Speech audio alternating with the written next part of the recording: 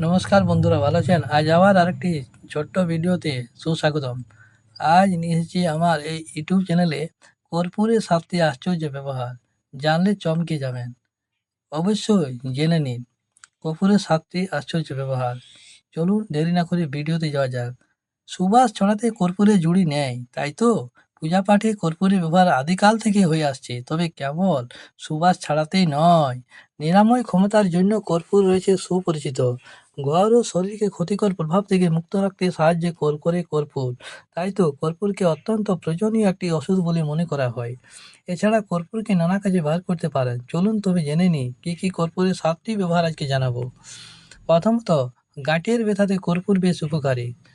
দ্বিতীয়ত, কর্পূরের গন্ধে মন ও মস্তিষ্ক দুটোই সতেজ থাকে। তৃতীয়ত, উম, কর্পূর তেল মাথায় মাখলে মাথা ঠান্ডা থাকে এবং এর গন্ধে ঘুম আসতে সাহায্য করে। চতুর্থত, কাপড়ের ভাঁজে বা আলমারির মধ্যে কর্পূর রেখে দিলে পোকামাকড় হয় না, জামা কাপড় ঠিক থাকে। পঞ্চমত, কালো ও মজবুত চুলের জন্য কর্পূর খুবই উপকারী। মাথার তেলে কর্পূর মিশিয়ে মাখলে রক্ত প্রবাহ বাড়ে ও চুল মজবুত থাকে।